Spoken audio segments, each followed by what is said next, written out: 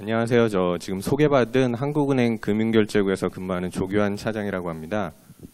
오늘 날씨가 굉장히 좋은 것 같은데 이렇게 귀한 시간 내서 한국은행에서 개최하는 그 금요강좌에 참석해 주셔서 환영한다는 말씀 드리고요. 오늘 주제는 지급결제 이슈에 관한 부분인데 제가 생각할 때는 이제 일반인 분들이 조금 생소한 그 주제가 아닌가 생각이 되고요. 그러니까 한국은행이 뭐 이제 수행하는 그 다양한 업무 중에 통화 신용 정책이라든가 국제 금융이나 뭐 이제 금융시장 관련된 부분들은 대부분 이제 학교에서 어느 정도씩은 배우기도 하시는데 이 지급결제 관련된 부분은 뭐 그런 것들을 접할 기회가 거의 없지 않았나 이런 생각이 들고요. 제가 알기로는 금요 강좌에 오시는 분들이 대부분 이제 그 상경계열 그 전공하신 학생분들 위주라고 이제 들어서 그거에 맞게 이제 좀 강의를 준비했고요. 그다음에 그 오늘 이제 강의를 하기 전에 그동안 이제 금요 강좌에서 지급결제 관련된 부분이 이제 어떤 것들을 다루었는지 제가 이제 체크를 해봤는데 올해 3월달에 이제 그 디지털 혁신 관련된 부분이 하나 있었고 또 하나는 이제 동전 없는 사회 관련된 부분이 있었더라고요. 그리고 이제 작년 같은 경우에는 그 지급결제 제도하고 금융안정 관련된 부분이 있었던 것을 제가 확인했습니다. 혹시 올해 이 지급결제 관련된 강좌를 들어보셨던 분이 있으면 손 좀 한번 들어봐 주시겠습니까? 그래도 꽤 되시네요. 혹시 작년에 들어보신 분들은 있으세요? 작년은 이제 거의 없으시죠. 그러니까 여쭤본 이유가 올해 한 부분은 이제 그 핀테크라든가 뭐 4차 산업혁명 관련된 약간 그 구체적인 그 이슈에 대해서 올해는 강의를 했었던 거고요. 그러니까 작년에는 좀 더 이제 그 전반적인 그런 부분에 대해서 강의를 했던 부분이라서 제가 한번 여쭤봤었습니다.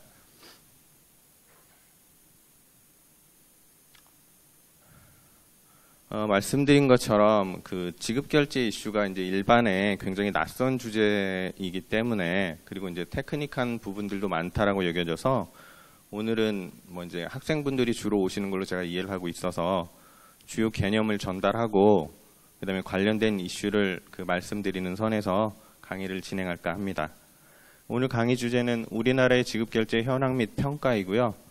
그 2016년도 지급결제 보고서를 중심으로 해서 설명을 드리도록 하겠습니다. 뭐 아시는 분도 계시겠지만 한국은행이 이제 통화 그 신용정책 보고서라든가 연차 보고서 또 금융안정 보고서 이런 것들을 그 법에 그 기반해서 발행을 하고 있고요. 그 지급결제 보고서 이제 매년 발행을 하고 있습니다. 다만 이제 지급결제 보고서는 법정 보고서는 아니고요. 이번 강좌는 저희가 어떻게 보면 약간 정례적으로 그 연간 발행하는 지급결제 보고서의 어떤 주요 내용을 설명드리는 자리인데 그거에 앞서 이제 이해 차원에서 뭐 한 부분을 더 마련을 했고요.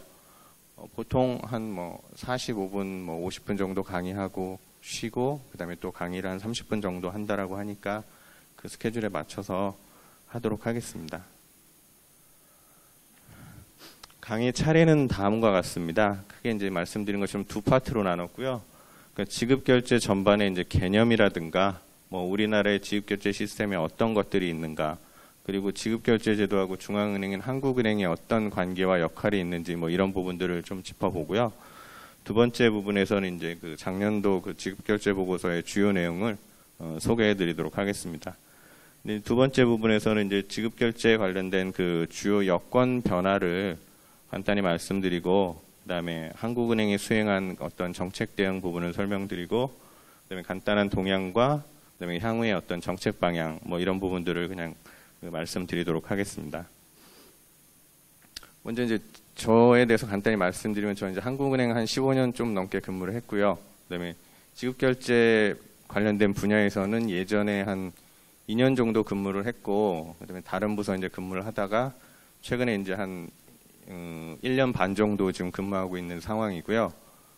워낙 이 부분이 이제 빠르게 변하는 부분이기 때문에 저도 사실 뭐 계속적으로 뭐 배우면서 이렇게 그 전문성을 키워가고 있는 그런 상황이다. 이렇게 이해해 주시면 좋겠습니다.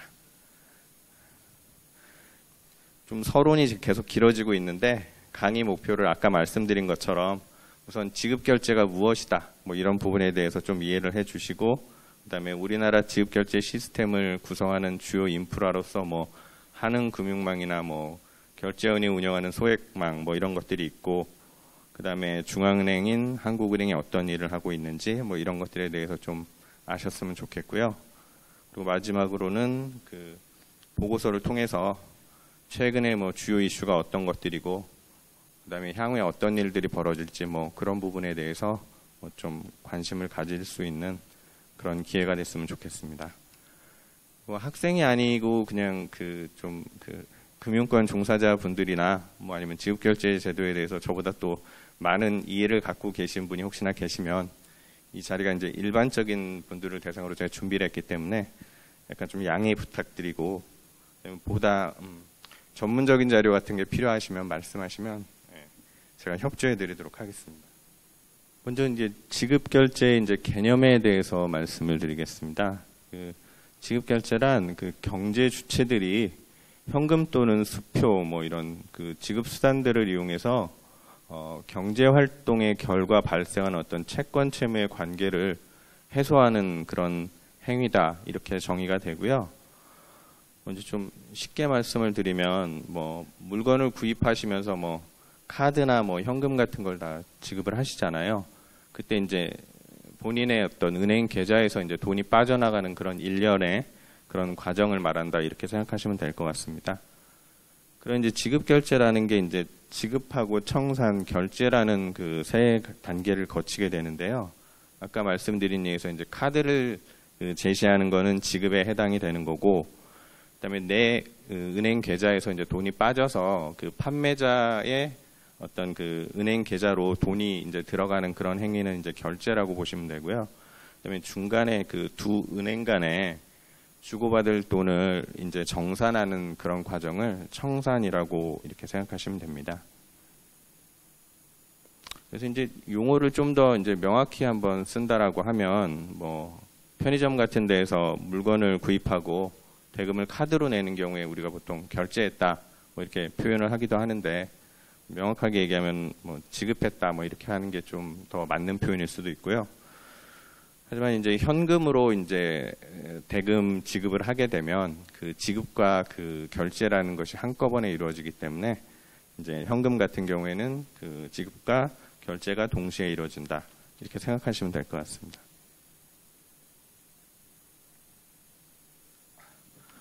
그림은 그 지급, 청산, 결제 뭐 그 과정을 도식화한 건데요. 아까 설명드린 그런 내용들이고요. 중간 단계에 이제 그 청산 관련된 부분을 보통 이제 금융결제원이라고 하는 곳에서 담당을 하고, 그 맨 위쪽에 있는 이제 결제, 은행들끼리 돈 주고받는 이 부분은 중앙은행인 한국은행에 개설된 그 은행들 그 계좌, 그 당좌 계좌를 통해서 결제가 된다, 이렇게 이해를 하시면 되겠습니다.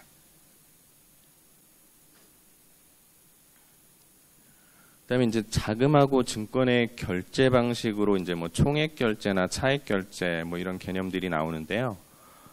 그래서 총액 결제라는 거는 그 지급 지시를 건별로 이제 실시간으로 결제하는 방식을 말하는데, 이렇게 결제를 하게 되면 그 거래하고 동시에 이제 결제가 완료되니까 리스크가 이제 사라지는 거고요. 대신에 이제 건별로 돈을 지급해야 되기 때문에 유동성이 많이 필요한 그런 단점이 있습니다. 반면에 이제 차액 결제라는 거는 그 여러 건의 이제 지급 지시를 모아서, 그러니까 뭐 서로 은행들끼리 뭐 주고받을 것을 계산하고 네트되는 개념만 이제 그 다음날 뭐 이렇게 처리하는 방식인데요. 결제 유동성이 이제 절약되는 측면이 있지만 결제가 좀 늦어지면서 거기에 따른 리스크가 이제 발생하는 그런 단점이 있습니다. 혼합형 결제라는 것은 이제 두 가지의 그 장점을 이제 그 도모하기 위해서 결합한 것인데요. 그러니까 중간중간에 모아서 그거를 한꺼번에 이제 처리하는 그런 방식이다, 이렇게 보시면 되겠습니다. 그림으로 이제 그 총액 결제, 그다음에 차감 결제 이런 데 쓰이는 어떤 그 필요 유동성하고 결제 횟수 같은 걸 보시면, 여기 이제 총액 결제 방식은 이제 4명의 어떤 참가자가 있을 때 서로 주고받을 것들이 다 발생을 해서 이게 토탈 뭐 12번의 결제가 필요하고 유동성도 420이라는 게 이제 들게 되는 거고요. 그거를 양자간 하게 되면은 여기서 이제 A가 B한테 줄 거 10하고 받을 거 30을 이제 네팅하면 20이지 않습니까? 20을 이제 주는 방식. 뭐 이런 식으로 해서 이제 결제 횟수를 줄이고 필요 유동성을 줄일 수 있는 그런 결제 메커니즘이 됩니다. 다자간이란 거는 예를 들어서 A의 경우에 이제 B한테 20을 받고 C한테 40을 받고 그다음에 D한테 이제 20을 줘야 되니까 40만 받으면 되는 거잖아요. 그거를 중간에서 이제 뭐 CCP라는 그런 청산소에서 그런 거래를 대행해 주면서 40만 이제 받는 형태로 그렇게 결제 처리를 하는 방식이 있습니다.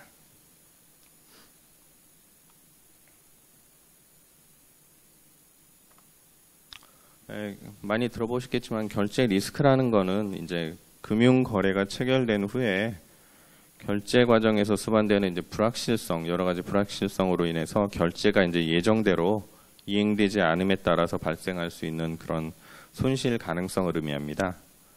이 결제 리스크의 크기는 뭐 거래 금액, 그 다음에 언제까지 이제 그 결제가 늦춰지냐, 이제 시간 두 가지 이제 곱으로 이제 계산된다라고 보시면 될 것 같고요.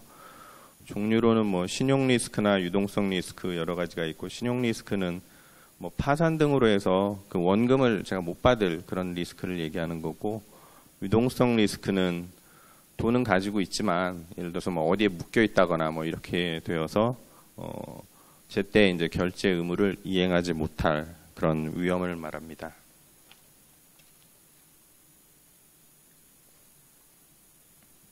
좀 기초적인 내용인데, 운영 리스크 같은 경우에는 뭐 이제 담당자의 업무 미숙이나 뭐 전산 장애 등의 뭐 그 운영상에서 나타나는 손실이 발생할 위험을 얘기하는 거고요.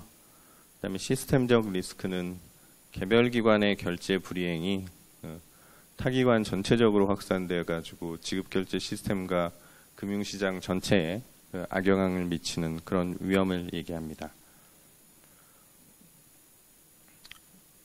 이러한 결제 리스크를 이제 관리하기 위해서 그 차액 결제 방식의 경우에는 아까 이제 모아가지고 나중에 결제한다고 말씀드렸잖아요. 그 이제 거래가 있고 결제가 되기까지 그런 시차가 있기 때문에 그 시차를 이제 줄이기 위해서 뭔가 이제 결제 주기를 단축하는 뭐 그런 형태의 그 리스크 관리 방안을 도입할 수 있고요. 그리고 증권하고 이제 외환 같은 경우에는 증권을 받고 이제 돈을 줘야 되는데 증권을 받기 전에 뭐 돈을 준다거나 뭐 여러 가지 반대 상황들이 있죠. 이제 그렇게 되면 리스크가 발생을 하는 거니까 증권하고 대금을 이제 동시에 주고받는 것. 그다음에 외환 같은 경우에도 이제 통화들이 다르기 때문에 서로 이제 줄 통화하고 받을 통화를 한꺼번에 받고 결제를 처리하는 그런 동시 결제라는 것을 통해서 리스크를 관리하고 있습니다.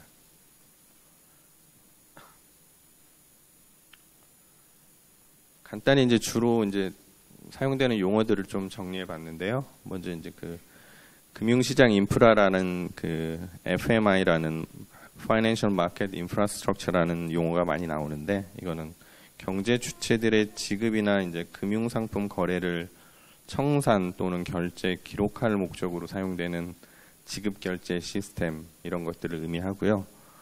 그다음에 금융시장 인프라에 관한 원칙이라고 PFMI라고 이제 나와 있는데, Principles for Financial Market Infrastructure라고는 그 국제기구에서 이제 제정한 그 지급결제 관련된 이제 국제 기준입니다. 그래서 이제 그 금융시장 인프라들이 이제 준수해야 될 원칙들을 이제 담고 있습니다. 뭐 이제 은행 뭐 이런 쪽에서는 뭐 바젤 규제, 뭐 그 유동성 규제, 자본 규제 뭐 이런 것들이 있는 것처럼 그 지급결제 분야에 있어서 이제 국제 기준으로 PFMI가 이제 그 중시된다, 이렇게 이해하시면 될 것 같습니다.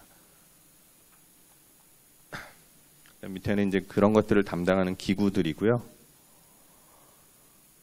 그다음에 여기는 이제 FMI, 아까 말씀드렸던 금융시장 인프라의 종류가 이제 자금을 결제하는 시스템이 있고, 그다음에 그 중간에서 아까 역할을 하면서 서로의 그 거래를 이제 대신해 주는 어떤 그런 중앙 청산소의 개념이 있고, 어떤 증권 같은 거를 이제 예탁 처리하는 그런 중앙 예탁 기관이 있고, 또 하나는 이제 정보를 이제 모아서 집중 관리하는 그런 거래 정보 저장소 이런 개념들이 있습니다. 이런 것들은 이제 시간이 되실 때 참고하시면 될 것 같습니다. 다음은 우리나라 이제 지급결제 시스템에 대해서 설명을 드리겠습니다. 그 지급결제 제도라는 거의 이제 개념을 보면 자금의 이체나 또 금융상품의 결제를 가능하게 하는 어떤 제도적 장치를 말하고요. 그다음에 뭐 지급수단, 그다음에 그 안에는 이제 서비스 제공 기관이라든가 시스템의 운영 기관, 또 업무 처리 절차, 뭐 이런 것들로 이제 구성되어 있다라고 보겠습니다.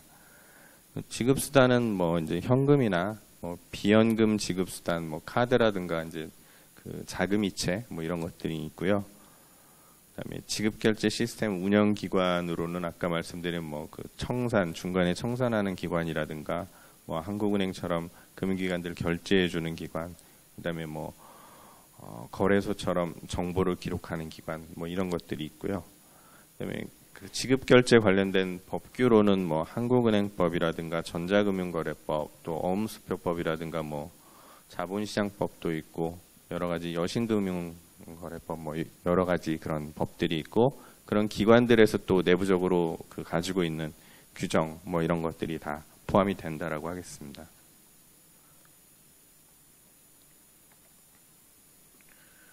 우리나라 이제 주요 지급 결제 시스템은 우선 한국은행이 운영하는 이제 거액 결제 시스템인 한은금융망 BOK 와이어라고 이제 하는데요. 이게 있고 그다음에 이제 민간이 운영하는 소액 결제 시스템, 잘 아시는 뭐 CDATM이라든가 뭐 인터넷 그 공동망 뭐 이런 것들이죠. 그다음에 증권 결제를 하는 시스템하고 외환 시스템 이렇게 네 가지로 크게 대별할 수 있고요. 이것들은 이제 서로 밀접하게 이제 연계되어 있습니다.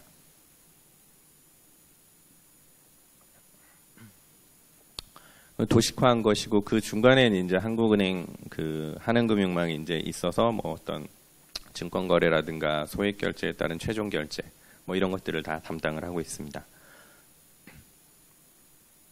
시스템별로 간단하게 이제 말씀드리면 먼저 이제 거액 결제 시스템인 그 한은금융망 BOK 와이어는 그 1994년에 아마 세계에서 뭐 11번째인가? 잘 기억은 안 나는데 그렇게 가동이 되었고요. 그다음에 우리나라의 이제 유일한 거액 결제 시스템이고요. 금융기관 간 이제 거액의 자금 주고받을 돈들을 그 처리하고 있는 시스템이라고 보시면 되겠습니다. 그 콜자금 중간에 보시면 콜자금의 공급 상환이라든가 증권대금 동시 결제, 그다음에 이제 그 민간이 운영하는 그 소액 결제망을 다음날 이제 최종 결제하는 그런 차액 결제, 그리고 국공채 발행이라든가 상환, 또 한국은행 대출할 때 금융기관들한테 이제 자금 입력해 주는 것들, 이제 그런 것들이 다 이쪽에서 처리되고 있습니다.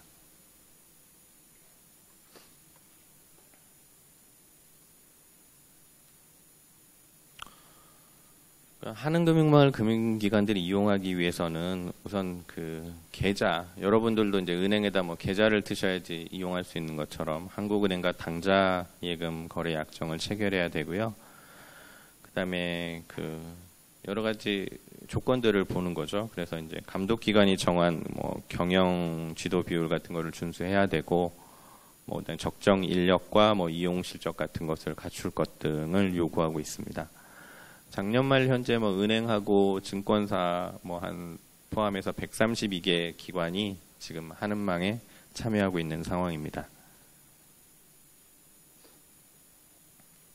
소액결제 시스템은 이제 그 비영리 사단법인이라고 하는 이제 금융결제원이 운영하고 있고요. 12개의 이제 시스템으로 이제 운영이 되고 있는데, 주로 이제 개인이나 기업의 어떤 소액 자금 거래를 처리하고 있고요. 잘 아시는 어음교환이라든가 지로 CDATM, 그다음에 인터넷 뱅킹을 처리하는 전자금융 공동망, 뭐 이런 것들이 운영되고 있습니다. 인터넷 뱅킹으로 뭐 이제 만약에 다른 친구나 이렇게 돈을 보내시면 바로 그 수취인은 돈을 찾아서 쓸 수 있죠. 근데 이제 거기에 따른 은행 간 이제 돈 주고 받는 건 아까 말씀드린 것처럼 그 한국은행 당좌예금 계좌에서 뭐 이제 서로 주고받을 것을 계산한 차액 방식으로 거래 다음 날 처리된다. 이렇게 이해하시면 되겠습니다.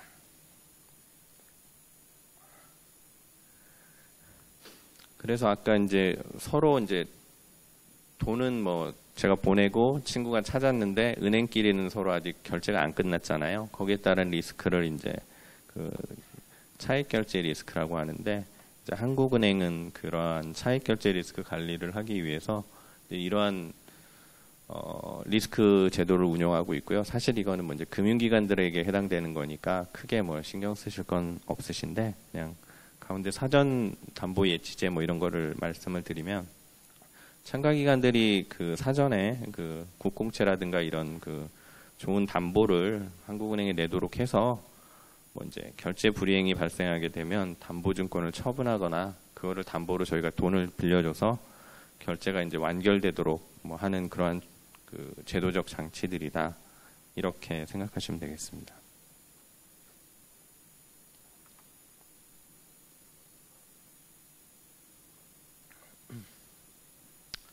증권 결제 시스템은 증권의 어떤 인도, 딜리버리하고 대금 지급을 위한 어떤 매매를 또 확인하고 중간에 이제 청산하고 결제 등을 처리하는 그런 일련의 과정, 뭐 그런 것들을 처리하는 시스템이라고 보시면 되고요.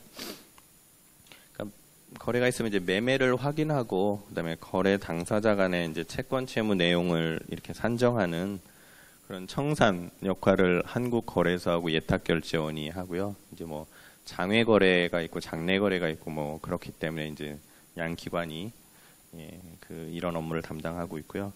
그다음에 그 고객으로부터 증권을 이제 예탁받아서 권리 이전을 처리하는 그런 예탁 업무는 예탁결제원에서 이제 처리를 하고 있고요. 그다음에 증권의 거래에 따른 대금 결제는 뭐 이제 기본적으로 동시 결제의 경우에는 이제 중앙은행에서 처리되고 있다. 이렇게 보시면 되겠습니다.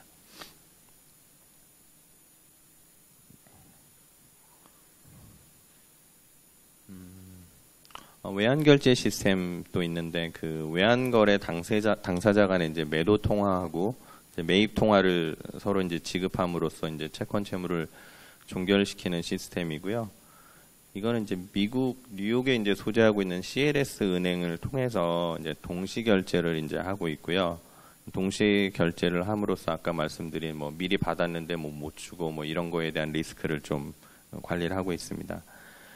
그러니까 이 동시 결제를 하려면 그 국가별로 이제 공통된 그 거래 시간이 존재를 해야 되는 거잖아요. 그래서 뭐 미국이나 유럽이나 뭐 이제 아시아권 공통된 시간을 찾다 보니까 우리나라 같은 경우는 오후 3시에서 이제 6시 그 시간대에 이제 그 CLS 결제가 이루어진다. 이렇게 보시면 되겠습니다.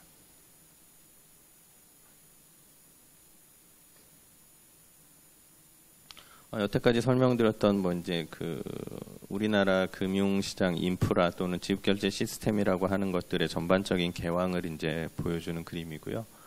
맨 왼쪽에 이제 자금의 결제 말씀드린 중간에 결제원에서 청산을 하고 그 앞에는 이제 뭐 개인들끼리라든가 이런 어떤 지급이 일어나는 거고 최종적인 결제는 이제 한국은행에서 되는 거고요.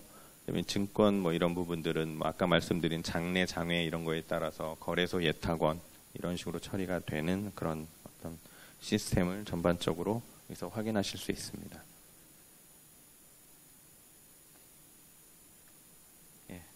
다음은 이제 지급결제 제도하고 한국은행에 관련된 부분인데요.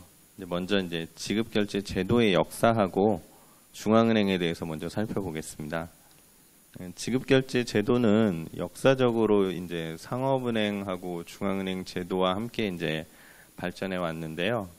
뭐 18세기, 19세기 뭐 그때 이제 초기 은행들이 결제를 위해서 이제 은행이 여러 개가 있으니까 서로 이제 돈을 들고 가서 처음엔 하다가 그런 것들이 이제 불편하기 때문에 뭔가 이제 한 곳에 모여서 청산소, 뭐 클리어링 하우스를 설립하고 이제 서로 주고받을 금액들을 계산하고 그다음에 이제 거기에 따라서 이제 그 상계되고 나면 금액이 적어지지 않습니까? 이제 그런 부분들을 이제 결제를 이제 처리를 했었거든요. 근데 이제 청산소 같은 게 이제 파산하는 경우가 있기 때문에 이제 서로 주고받을 금액이 있는데 뭐 그런 것들을 이제 처리 못하고 이런 문제가 발생이 되었고 그렇기 때문에 이제 발권력을 통해서 어떤 그런 문제가 있을 때 이제 유동성을 공급해 줄 수 있는 중앙은행에서 이제 이러한 어떤 그 클리어링이라든가 결제 이런 것들을 처리하는 그런 시스템이 자연스럽게 형성되게 되었습니다.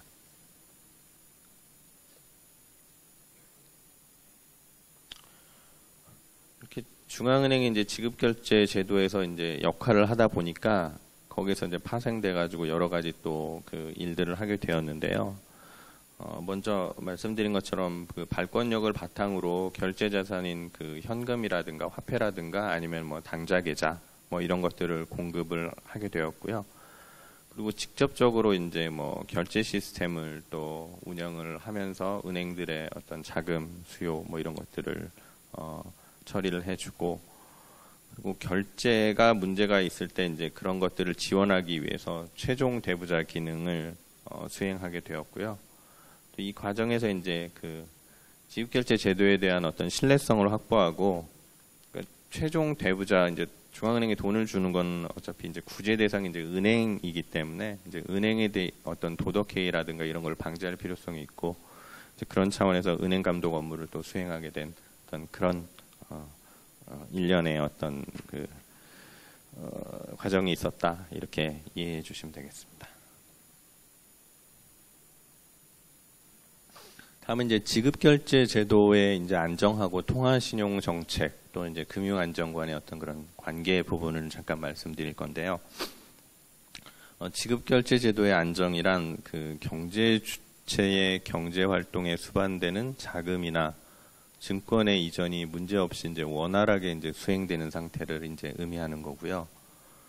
네, 그 금융안정, (Financial Stability)라는 거는 금융기관들이 정상적으로 이제 자금 중개 기능을 수행하고, 그다음에 이제 지급결제 제도 등의 이제 금융시장 인프라가 이제 잘 구축되어 있어서 금융 시스템이 이제 원활하게 그렇게 작동하는 그런 상태를 말합니다.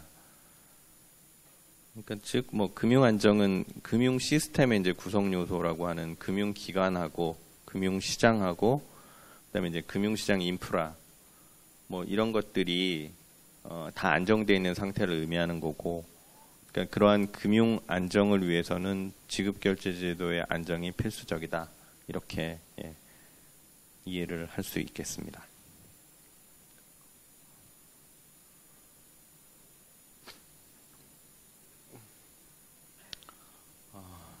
또한 이제 원활하고 안전하게 작동하는 지급결제 제도는 그 시장 기반의 통화신용 정책의 이제 전제 요건이 되는데요. 중앙은행의 통화신용 정책의 효과라는 것은 지급결제 시스템을 통해서 국가 경제 전반에 이제 파급된다, 이렇게 보시면 되겠습니다.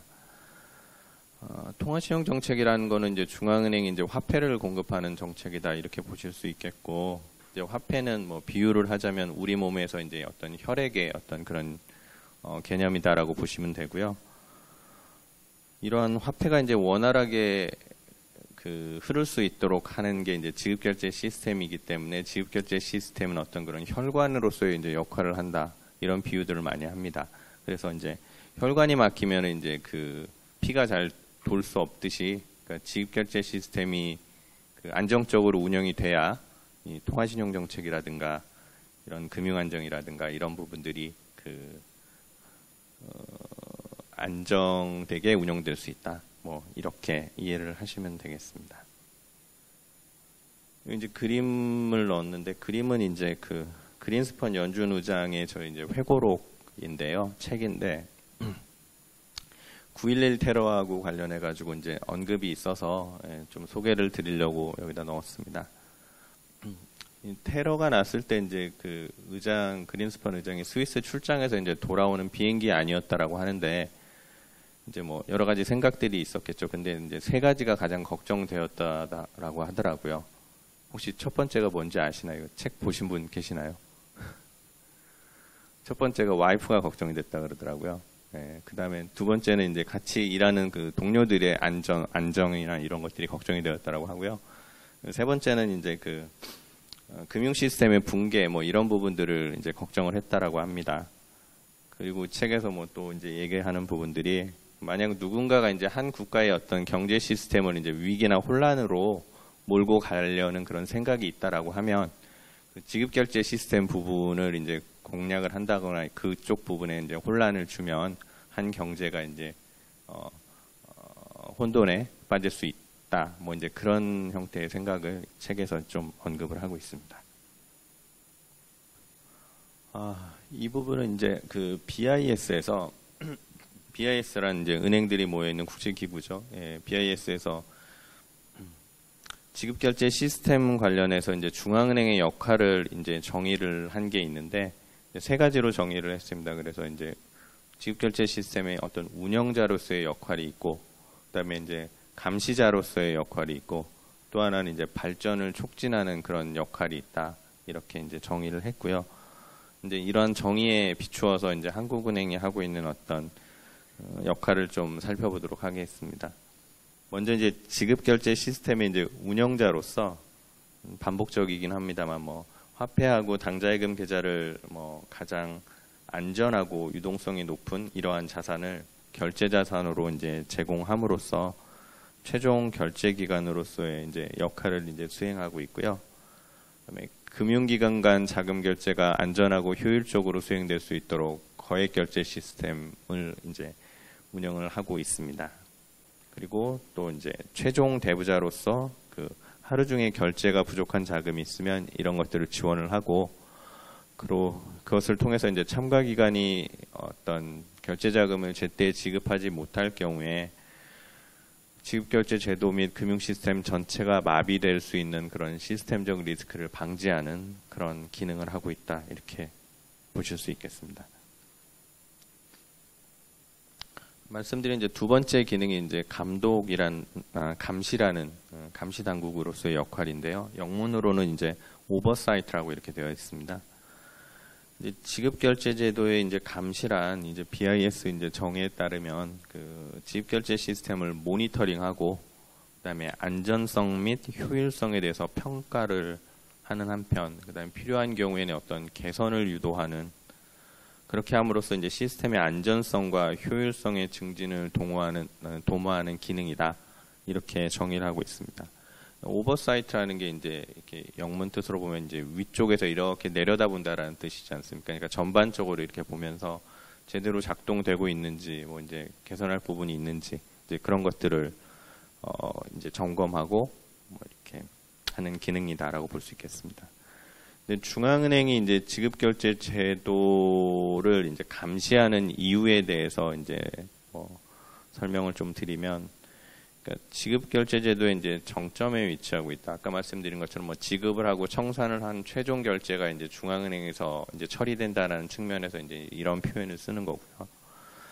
그리고 거액 결제 시스템을 운용하면서 어떤 그 여러 가지 정보들이 모이지 않습니까? 은행들의 유동성 사정이나 거래 패턴이나 이런 것들을 다 알 수 있어서 이제 그런 걸 통해서 위기 중후의 그 신속한 포착이 이제 가능하고요. 그다음에 최종 대부자 기능을 수행하고 또 원활한 통화 정책을 수행하기 위한 어떤 전제로서 이런 것들이 이제 필요하다. 뭐 이제 이런 부분을 좀 들고 있습니다. 그리고 감시가 이제 중요한 이유로는 그 지급결제 시스템이 워낙 그 긴밀하게 이제 연계되어 있기 때문에 한 시스템에서 이제 뭔가 불이행이 발생될 경우에 전체 시스템으로 뭐 그런 위기가 이제 확산될 그런 가능성이 있기 때문이다. 이렇게 볼 수 있습니다.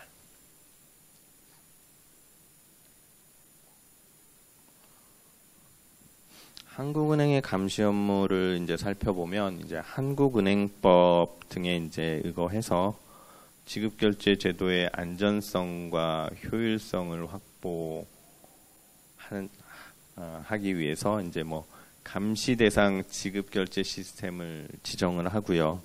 그다음에 뭐 지급결제 시스템의 운영 상황 등에 대해서 모니터링도 하고 자료 같은 것도 제출을 요구를 하고 분석을 하고요. 그다음에 아까 그 국제 기준 PFMI 이런 거를 바탕으로 그 증권이나 뭐 아니면은 뭐 소액 결제 시스템이나 이런 부분에 있어서 저희가 이제 봐야 되는 부분들, 자금 결제나 이런 부분들에 대해서 어떤 시스템의 안전성과 효율성을 평가를 하고 그다음 미비점을 또 이제 개선 권고하기도 합니다. 그리고 지급결제 업무를 취급하는 뭐 금융기관들에 대해서 감독원하고 같이 그 공동검사를 이제 또 수행을 하고 있습니다.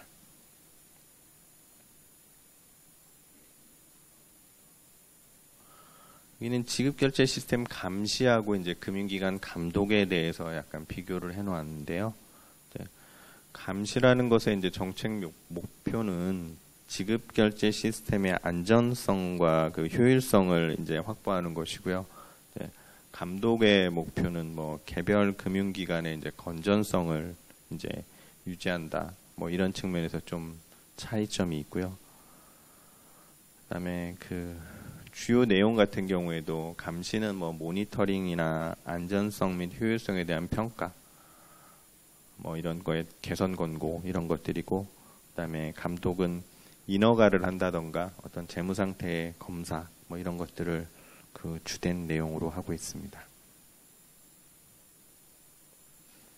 근데 사실 감시라는 부분은 밑에 보시면 뭔가 이제 수행 방식의 모니터링이라든가 평가, 개선 권고 뭐 이제 이런 부분들로 되어 있고, 감독은 이제 뭐 규정 제정도 있고 이제 검사 제재 뭐 이런 부분들이 있는데 참 그 권고의 어떤 이행이라든가 이제 이런 부분들에 있어서는 뭐 이제 나름 이제 법적으로 좀 갖춰져 있는 부분들도 있긴 하지만 사실 뭐 그런 것들을 이제 안 했을 때 뭔가 이제 아주 크게 이렇게 불이익을 받게 되는 그런 부분들은 아직까지는 다른 중앙은행이나 이런 데에 비해서 우리나라는 조금 미진한 부분이 있지 않나 이제 그런 생각이 좀 듭니다.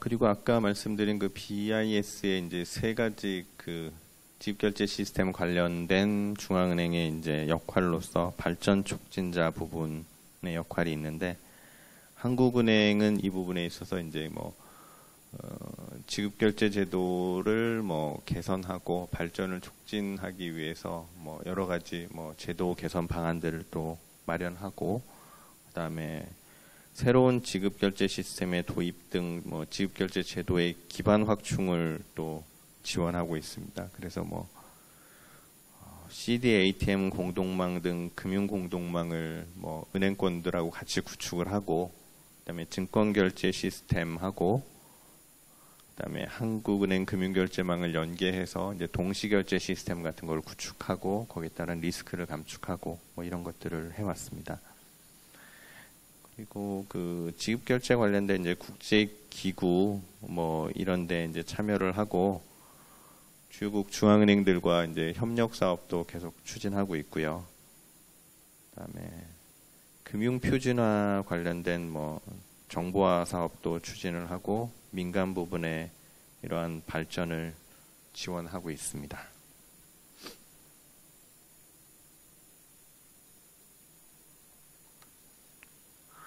지급결제 업무를 이제 뭐 담당하고 있는 이제 한국은행의 조직표를 이제 간단하게 그렸는데요. 예전에는 뭐 이제 이 업무를 담당하는 게 한 4개 팀 뭐 이렇게 좀 적었었는데, 이제 지급결제 환경 변화에 따라서 이제 조직이 조금씩 지금 커지고 있는 상황이고요. 2014년 말에 이제 어떤 감시 업무의 이제 중요성이 이제 강조되면서 저희 이제 감시부 뭐 이런 것들을 생겼고, 그다음에 최근에 뭐 작년에는 이제 그 핀테크라든가 이제 뭐 각종 뭐 전자지급 수단 뭐 이런 것들이 이용이 크게 확대되고 있어서 이제 그런 부분들에 대한 모니터링, 조사 연구 또는 정책 대응을 하기 위해서 전자금융부 이런 것들도 신설했습니다. 이제부터 이제 그 2016년도 지급결제 보고서 주요 내용에 대해서 이제 또 말씀을 드리겠습니다. 앞에 잠깐 말씀드렸지만 매년 그 지급결제 보고서를 발간하고 있고요. 2001년부터 저희가 이제 발간해 왔습니다. 어떻게 보면은 지급결제 분야에 있어서의 어떤 그 유일한 어떤 연차 보고서의 성격이고, 저희가 이제 한 매년 3월 말 4월 초 이때쯤에 이제 발간을 하고 있습니다. 법적으로 그 뭐 발간해야 되는 의무가 있거나 국회에 제출하는 그런 보고서는 아니지만 저희 이제 작성을 하고 나서 저희 이제 금융통화위원회에다 이런 보고를 하고, 그다음에 이제 뭐 대회에다가 이제 공표를 하고 있는 그런 보고서입니다. 네, 이번 부분에서는 최근에 지급결제 분야의 주요한 여건 변화에 대해서 간단히 말씀드리고, 그다음에 한국은행이 수행한 어떤 감시라든가 정책 대응 부분 언급해드린 다음에 아주 간단히 2016년도의 동향 좀 짚어보고, 그리고 앞으로 어떤 부분에 이제 관심을 가지고 추진할 것인지 뭐 그런 부분에 대해서 말씀드리겠습니다.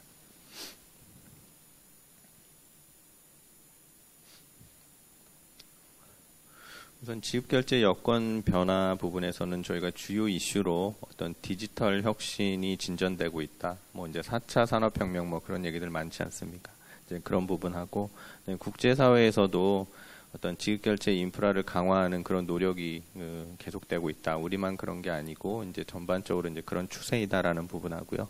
그다음에 이제 금융 보안 관련해서 이제 중요성이 크게 증대되고 있다. 이런 부분들을 좀 선정을 했습니다.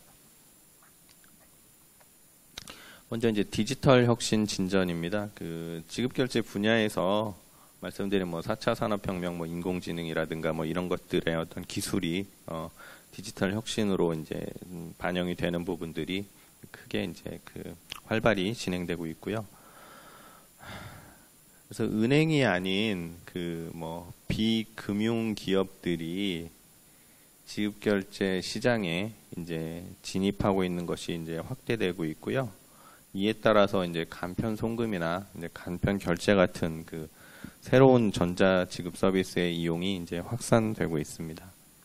그리고 이제 들어보셨겠지만 뭐 분산 원장 기술 뭐 이런 것들을 이제 금융 서비스에 접목하려는 시도도 나타나고 있어서 뭐 비트코인 같은 거를 이용해서 해외에 송금을 하는 그런 서비스들이 나타나고 있는 그런 상황입니다.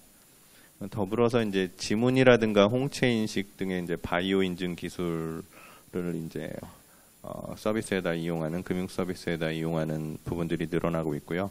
그다음에 인터넷 전문 은행이라고 이제 또 새롭게 영업 개시를 하고 있습니다. 이런 부분들이 이제 지급 결제 부분에 있어서 빠르게 이제 환경이 변화하고 있는 그런 상황을 나타내주고 있습니다.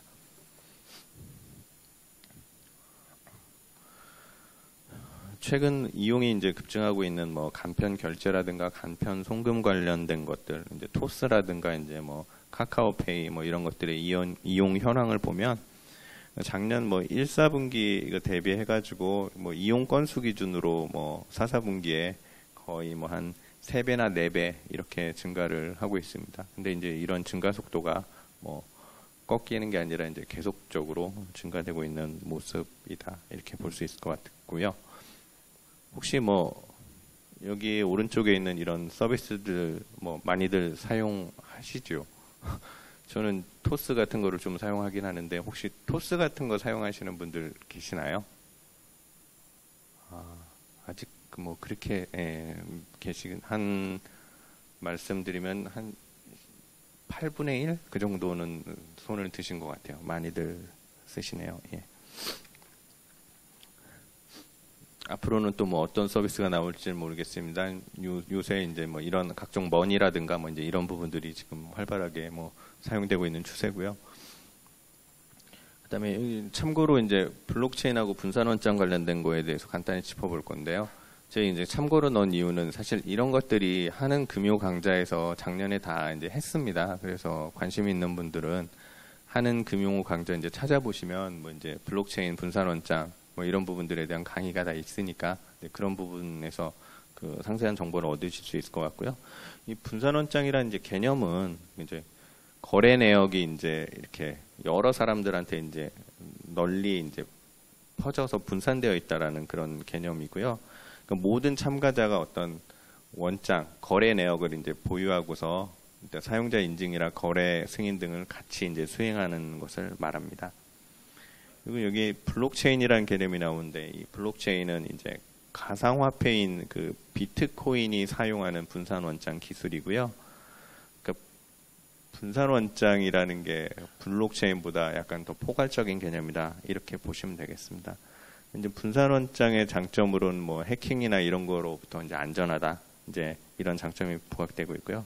그다음에 여건 변화 이제 두 번째로 이제 국제사회에서 그 지급결제 인프라를 이제 강화하려는 그런 노력이 이제 확대되고 있는데요. 이제 뭐 그 각국이 이제 금융 위기 이후에 이제 제정된 국제 기준, 아까 말씀드린 그 PFMI라는 것들을 잘 이행하고 있는지 뭐 이런 거에 대해서 이제 점검이 되고 있거든요. 그래서 이제 각 국가들은 그 국제적인 기준에서 요구하는 것들을 우리나라의 어떤 그 지급결제 시스템에다 잘 이제 구현을 해야 되는 어느 정도의 뭐 의무 뭐 이제 이런 것들이 좀 생긴 거고요. 이러한 점검은 뭐 이제 단계별로 이루어지는데 뭐 첫 단계에는 뭐 이제 관계 당국이 어떤 그 규제나 감독, 감시 기준으로서 이제 저러한 국제 기준을 이제 채택하고 있는가 뭐 이제 이런 부분을 보는 거고요. 그다음에 이제 두 번째, 세 번째 단계에서는 그런 이제 법 규정 내용이 이렇게 하라고 한 그 국제 기준에 맞게 운용이 되고 있는가 이제 그런 것들을 이제 보는 것들입니다. 그리고 세 번째는 뭐 실질적으로 뭐 이제 그런 것들을 준수하는가 뭐 이제 이런 것들을 이제 보고 있다 이렇게 생각하시면 되겠습니다. 그 주요국에서 이제 금융 환경 변화에 이제 신속 유연하게 대응하기 위해서 그 지급결제 인프라를 이제 확충하는 노력을 계속하고 있는데요. 그래서 이제 그 국가 간 서로 이제 연계해야 될 부분들이 많기 때문에 뭐 이제 송금이라든가 뭐 여러 가지들이 있겠죠. 증권 거래도 그렇고 다 이제 국제 전문 표준 같은 것들을 채택하는 노력들이 있고 또 거액 결제 시스템 각국이 운영하는 어떻게 보면 지급 결제의 어떤 중추적인 역할을 하는 그 거액 결제 시스템 운영 시간을 연장해서 이 거액 결제 시스템이라는 게 이제 다른 시스템들하고 다 연결되어 있기 때문에 이제 어떤 서비스 제공 시간을 좀 더 이제 그 늘려주는 그런 개념으로 보실 수 있겠습니다. 그래서 일본, 뭐 중국, 뭐 영란은행 뭐 이런 데들 모두 최근에 거액 결제 시스템 운영 시간을 한 2-3시간 정도 이렇게 연장을 했습니다. 금융 보안의 중요성도 이제 커지고 있는데요. 뭐 혹시 들어보셨는지 모르겠지만 뭐 말레이시아 중앙은행 같은 데에서 이제 뭐 그 자금 불법적인 유출 사고 같은 것들이 좀 발생했고요. 그 뭐 미국 연준에 있는 말레이시아 중앙은행 계좌에다가 뭐 해커가 이제 돈을 다른 계좌로 옮기라 이런 식으로 이제 그 침입이 들어가서 일부의 그 자금이 불법적으로 인출된 그런 일이 있었고요. 그다음에 또 워낙 요새는 이제 고객 편의를 제고하기 위해서 사용자 인증이라든가 이제 보안 매체 이용이 간소화되면서 이제 어떤 이런 금융 보안이 좀 너무 낮아지는 거 아니냐 이제 그런 부분에 대한 우려도 있고 거기에 따라서 이제 국제적으로 뭐 이제 보안성 제고 논의가 또 활발하게 이루어지고 있습니다. 그래서 이제 뭐 이 사이버 공격 뭐 이런 것들 해킹 관련된 거로부터 이제 어떤 그 복원력 여기 뭐 레질리언스라고 되어 있는데 그런 부분들을 높이기 위한 어떤 지침 뭐 이런 것들도 제정이 되었고요. 그러니까 이런 지침이 제정이 되면은 이제 각국의 이제 그 금융시장 인프라들이 뭐 이제 이런 부분들을 반영을 해서 뭐 내부적인 운영 기준이라든가 뭐 이제 이런 부분들을 좀 보완을 해야 되는 그런 부담 또는 또 그런 것들이 좀 생깁니다.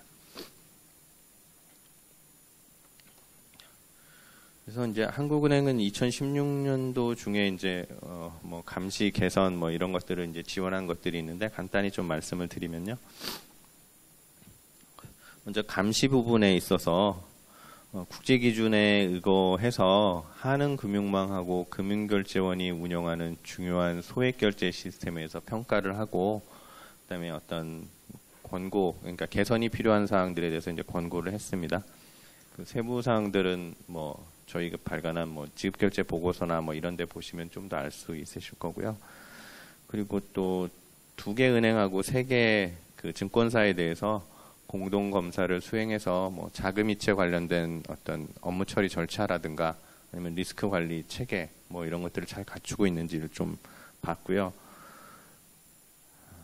그리고 국제 기준 아까 마련됐다라는 거 그 지침 뭐 이런 것들을 저희가 업무를 수행하는 데 있어서 실질적으로 어떻게 뭐 업무에 적용을 하고 금융기관들에게 안내를 할 것인가 그런 차원에서 이제 지침서를 마련해서 제공을 했고요.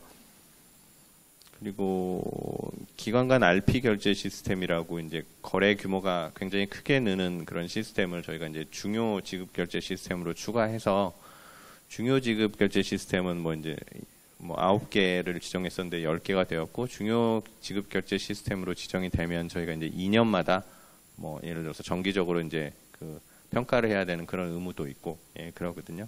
예, 그래서 이제 중요 지급 결제 시스템으로 추가 지정을 했습니다. 그리고 그 간편 결제하고 간편 송금 이런 부분들이 워낙 이제 규모가 커지고 앞으로 더 커질 것이기 때문에 이제 그런 부분들을 뭐 이제 하는법이나 뭐 전자금융거래법상의 어떤 법상 근거에 기반해서 자료 제출 요구 뭐 이런 것들을 해서 통계를 작년 뭐 10월부터 받아서 이런 부분들을 지금 공표하고 있습니다. 그래서 이제 한국은행이 이제 영향력, 그 미치는 영향이 큰 그 지급결제 시스템을 이렇게 표와 같이 뭐 이제 중요 지급결제 시스템으로 지정하고, 아까 말씀드린 것처럼 2년마다 이제 정기 평가를 하고 있고요. 그다음에 기타 지급결제 시스템들에 대해서는 수시로 필요할 때마다 뭐 이제 평가 이런 것들을 하고 있다, 이렇게 보시면 되겠습니다. 그다음에 제도 이제 개선하는 노력을 좀 했는데요.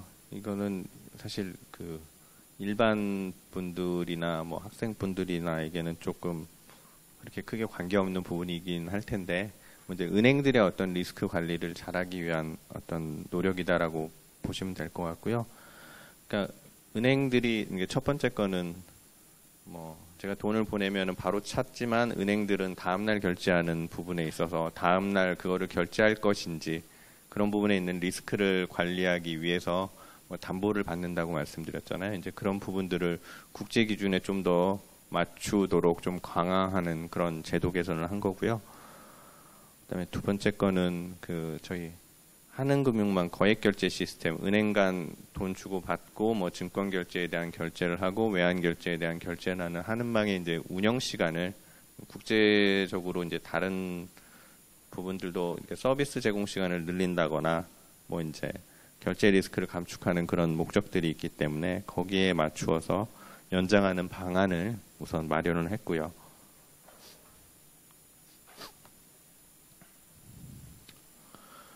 또 그 앞으로 좀 길게 뭐 그 지급 결제 관련된 업무를 어떻게 수행할 것인가라는 부분에 대해서 그런 부분을 뭐 이제 비전을 세우고 과제를 선정하고 일정 같은 것들을 좀 마련했습니다. 그러니까 이제 이런 부분들은 뭐 저희 그 보도자료 같은 부분들에 다 나와 있는 부분이고요. 혹시 관심 있으시면 뭐 확인해 보시면 좋을 것 같습니다.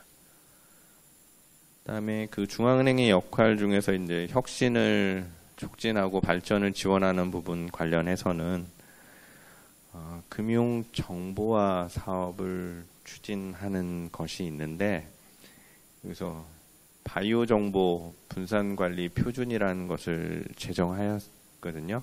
이제 무슨 내용이냐면 이제 생체 정보, 뭐 지문이라든가 이런 것 관련된 것들을 이제 금융 서비스에 이용하기 위해서 금융기관들이 다 이제 제각각 뭐 이제 기준을 만들고 뭘 하면은 사회적인 낭비지 않습니까? 그래서 이제 금융기관들이 어떤 금융 서비스를 제공할 때 그런 표준안을 만드는 것들을 이제 한국은행이 주가 돼서 이제 같이 이제 그런 부분을 마련하는 부분이 있는 거고, 이 부분의 내용은 생체 정보를 예를 들어서 금융기관이 일부를 보관을 하고 또 일부는 뭐 결제원이라는 어떤 그 곳에다 보관을 하도록 해서 혹시나 있을지 모르는 그런 어떤 해킹이나 이런 부분의 위험으로부터 약간 좀 그 리스크를 분산하는 이제 그런 절차 뭐 이런 것들을 마련했다라고 보시면 되겠습니다. 아울러서 이제 인터넷 전문은행의 설립하고 영업 개시 이런 부분들을 지원을 했습니다. 저도 이제 그 인터넷 전문은행 이거 통해서 이제 비대면으로 창구 방문하지 않고 이제 계좌 개설하고 카드 발급 같은 걸 해봤거든요. 그랬더니 한 10분 남짓 뭐 이렇게 걸리더라고요. 그래서 그 신문지상으로는 뭐 계좌, 그러니까 K뱅크가 지금 오픈을 했고 이제 그 카카오뱅크 같은 경우에 한국은행하고의 이제 계좌 거래나 이런 것들은 사실 열었는데 지금 대고객 서비스는 하지 않고 우선 패밀리 오픈이라고 해가지고 자기들 직원들끼리 우선 그 시스템이 잘 돌아가는지 그런 것들을 지금 보고 있거든요. 그래서 빠르면 6월 중에 또 아마 고객들한테 그 서비스를 제공할 것으로 그렇게 알고 있습니다.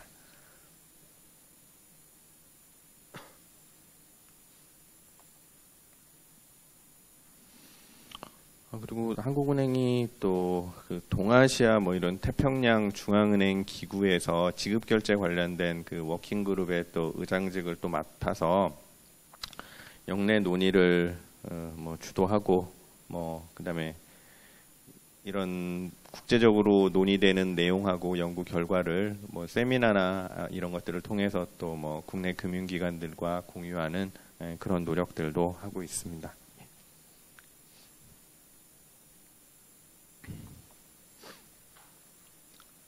간단히 그 2016년도에 이제 지급결제에 관련된 이제 동향 수치적인 부분들을 좀 간단히 이제 살펴보면요. 2016년 중에 이제 지급결제 시스템을 통한 이제 결제 규모가 금융기관들의 이제 증권결제 뭐 이제 이런 부분들이 이제 크게 늘고 개인이나 기업들은 이제 전자적으로 이체하는 부분들 뭐 이런 부분들이 크게 증가를 해서 계속적으로 이제 증가세를 좀 이어가고 있고요. 한은금융망을 통해서 일평균 한 300조 원 정도의 이제 거래가 처리됩니다. 굉장히 큰 금액이고요. 그 거래 건당 처리 금액 기준으로 따지면 아마 세계에서 이렇게 이 부분도 굉장히 좀 높은 수준으로 알고 있습니다. 소액 결제망을 통한 결제는 뭐 일평균 한 60조 정도 뭐 이렇게 처리가 되었습니다. 수단별로 뭐 이렇게 보면은 뭐 어음수표 뭐 이런 부분들은 요새 워낙 그 장표 방식 이런 것들의 이용은 계속 줄고 있고, 그다음에 계좌이체나 뭐 이런 것들이 증가하고 있는 뭐 아주 상식적인 그런 얘기 좀 말씀드리고요. 그다음에 계좌이체 같은 경우에도 그 금융결제원 운영하는 소액망 중에서 전자금융공동망이라는 게 있는데, 그게 이제 쉽게 보면 여러분들 뭐 모바일 뱅킹이나 인터넷 뱅킹이나 하시는 게 이제 전자금융공동망이라는 것을 통해 처리되는데, 그것을 통한 결제 규모가 굉장히 이제 크다. 예, 이렇게 보시면 되겠습니다. 저희가 이제 그 지급 결제 수단 이용 행태에 대한 어떤 조사를 하는데, 그 결과 중에 뭐 가운데 거는 이제 지급 수단별 이용 비중이 그 신용카드가 그 압도적으로 높고요. 그 국제적으로 비교해봐도 GDP 대비했을 때 사용 금액 기준으로 최고 수준이라고 합니다. 예. 그리고 오른쪽에는 그 연령별 모바일 결제 이용 비율이 있는데, 예, 이제 2015년하고 16년 비교가 되어 있는데, 그 20대뿐만이 아니라 이제 30대, 40대, 50대 쪽에서도 그 모바일 결제를 이용하는 비율 뭐 이런 것들이 크게 이제 늘어나서 이제 그 일반적인 이제 지급 결제 수단으로서 역할하고 있다, 이렇게 볼 수 있을 것 같습니다. 결제 리스크는 뭐 주요 지급 결제 시스템에서 전반적으로 이제 안정적으로 관리되고 있다라고 저희가 이제 확인을 했고요. 뭐 예를 들어서 한은금융망 같은 경우에는 뭐 문제가 생겨서 그 원래 그 영업을 연장해야 되는 뭐 그런 횟수 같은 것들도 감소하고, 그다음에 결제가 이렇게 끝나는 부분에 이렇게 몰려서 뭔가 이제 그 병목 현상 같은 거를 초래하는 뭐 그런 부분에 대한 수치 뭐 이런 것들을 보고 있는데, 그런 것들이 조금씩 뭐 하락한 것으로 나타났고요. 그다음에 뭐 증권 결제 뭐 이런 것들도 아까 동시 결제를 통해서 리스크를 분산시킬 수 있다고 말씀드렸잖아요. 그래서 이제 그 동시 결제를 하지 않는 거를 이제 분리 결제라고 하는데, 증권은 증권대로, 대금은 대금대로 이제 그런 부분들이 좀 숫자가 적어져서 이런 부분들에 있어서도 안정적으로 관리가 되고 있다, 이렇게 판단이 됩니다. 마지막으로 이제 뭐 관심을 가지고 이제 보는 정책 방향에 대해서 말씀을 드리겠습니다. 앞에 나왔던 거랑 크게 뭐 다른 새로운 부분들은 아니고 지속적으로 연관되는 부분들이 많다라고 보셔야 될 것 같고요. 결제 인프라라는 거를 이제 확충하는 노력을 계속하고 있고요. 그러니까 저희가 2020년, 아까 이제 1994년에 하는망을 오픈했다고 말씀드렸고, 중간에 뭐 개선이 또 있었고요. 근데 이제 2020년을 목표로 이제 뭔가 좀 재구축하는 형태를 지금 진행 중이고요. 그러한 종합 계획을 이제 올해 중에 마련을 할 거고요. 이제 이런 부분에 있어서는 뭐 이제 앞으로의 그 지급 결제 환경 변화, 예를 들어서 뭐 분산원장 기술이나 이런 것들이 이제 그 거래에 좀 더 활발하게 사용됐을 때 뭔가 이제 우리가 시스템을 그러한 환경 변화에 맞춰서 유연하게 이제 큰 비용 들이지 않고 그 개선할 수 있는 그런 여지들 뭐 이런 것들을 좀 만들어 두는 그런 것들도 포함이 되고, 그다음에 그 다른 나라와의 연계하는 부분 또는 국제 표준, 아까 말씀드린 그런 전문 같은 거를 이제 도입하는 거, 뭐 이런 것들이 이제 이 안에 들어간다고 보시면 되겠습니다. 그리고 그 운영 시간 연장 방안 작년에 이제 마련했다고 말씀드렸는데, 그 지금 준비 중이거든요. 그래서 올해 중으로 뭐 예를 들어서 1시간 정도 우선 마감 시각을 연장하는 것들을 고려를 하고요. 국제적으로는 뭐 이제 그 뭐 24시간씩 뭐 이렇게 운영하는 데도 있고, 그리고 어떻게 보면은 1부제, 2부제 이런 식으로 나눠서 뭐 그러니까 6시 반까지는 모든 은행들이 다 참여를 하도록 해주고, 그다음에 6시 반 이후에는 예를 들어서 희망하는 은행들에 한해서 서로 거래할 은행들이 이제 페어가 짝지어지면 신청을 해서 우리는 망을 열어놓고 서비스를 이용할 수 있도록 한다던가, 이제 앞으로는 뭐 이제 그런 부분들까지도 뭐 이제 고려를 해볼 수도 있을 것 같습니다.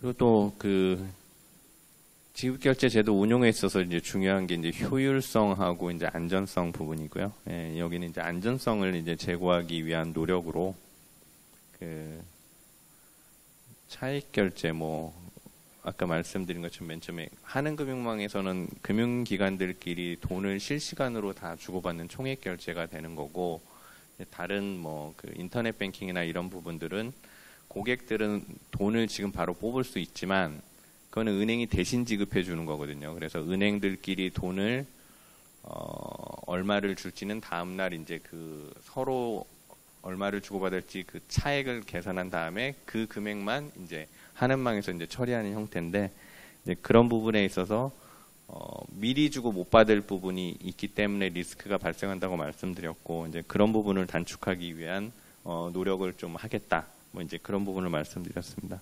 그래서 우리는 지금 오늘 여러분들이 거래하시면은 금융기관과는 내일 이제 한번 결제를 하는데, 다른 나라들은 뭐 예를 들어서 뭐 그런 것도 뭐 아주 뭐 빈번하게 하는 나라들이 또 많기 때문에 이제 그런 부분에 있어서의 어떤 개선을 추진할 것들을 검토하고 있고요.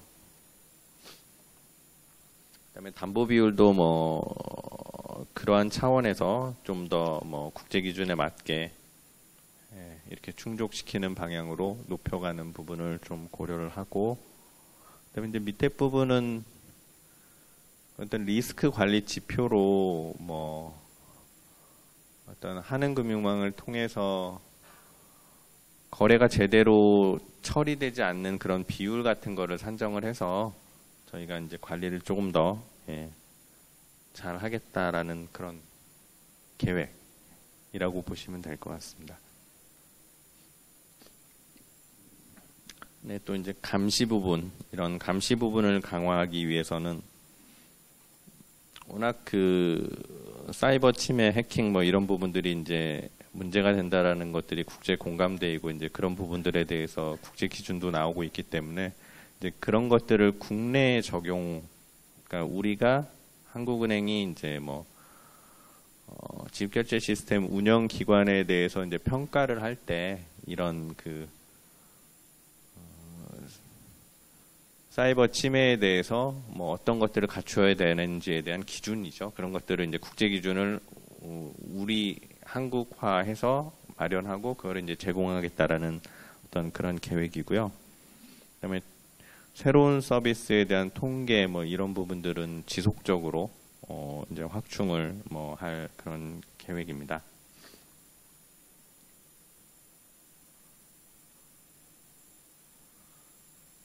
그리고 디지털 혁신 진전에 대응하기 위해서 저희가 동전 없는 사회 시범 사업을 올해 4월부터 실시했는데, 이제 선불 카드에다가 잔돈을 충전하는 방식으로 사업을 하고 있고요. 이를 통해서 이제 워낙 동전 발행을 하는데 돈이 많이 들고, 잠자고 있는 동전들이 많고, 들고 다니시기에 불편하고, 뭐 이제 이런 부분들을 좀 개선해 보려는 차원에서 뭐 이런 서비스를 지금 추진을 하고 있고요. 이거 저거 해보신 분 계세요? 동전 없는 사회, 이거. 아무도 없으세요? 이거 어떻게 하는 거냐면, 교통카드 가지고 계시면, 교통카드 가지고 CU나 또 어딨지? 제가 있습니다. 업체들이 있는데 거기 가서 이렇게 2,000원 내시고 1,200원짜리 음료 사신 다음에 800원 남잖아요. 그거 교통카드 이렇게 주시면서 여기다 넣어주세요. 그러면 거기다 넣어드립니다. 예. 그리고 혹시 이거에 대해서 관심 있으시면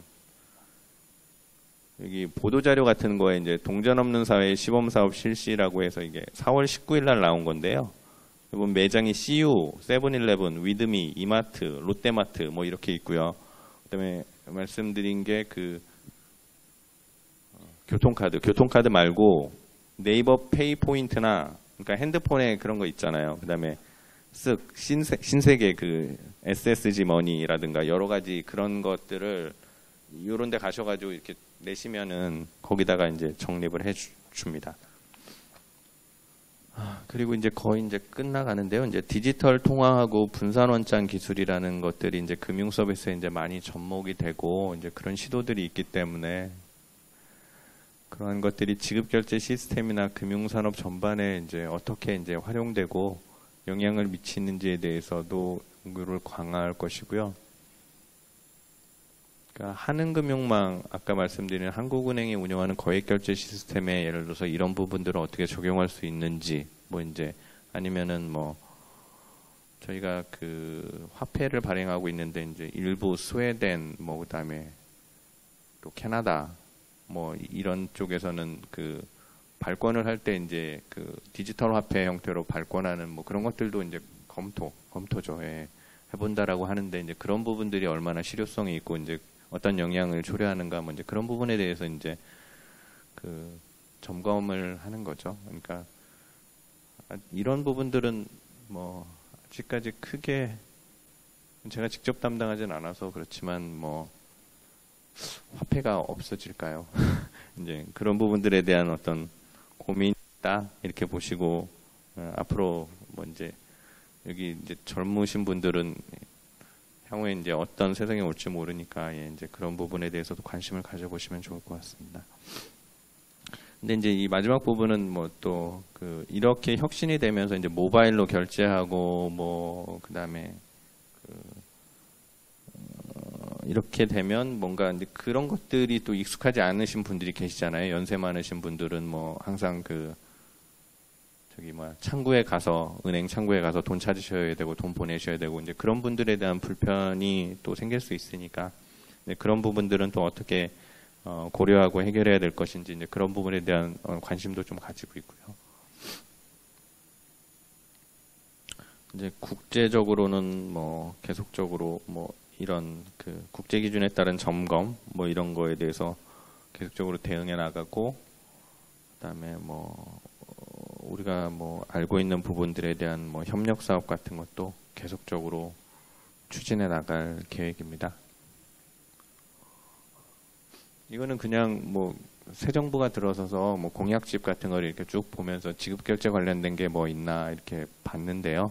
아주 크게 뭐 이렇게 없더라고요. 예, 그냥 워낙 좀 기술적이고 좀 뭐 이렇게 일반적이지 않은 분야일 수도 있고, 예. 그냥 눈에 들어오는 거는 뭐 이제 신용카드 수수료율 뭐 이런 것들 좀 인하한다라는 그런 얘기가 있었던 것 같고요. 그다음에 뭐 어음제도 이런 것들은 아마 이제 중소기업의 애로사항 해소 차원에서 뭐 이제 이런 것들을 하는 걸로 이해가 됩니다. 네, 우선 여기까지가 이제 제가 준비해서 말씀드리려고 했던 것들 말씀드렸고요.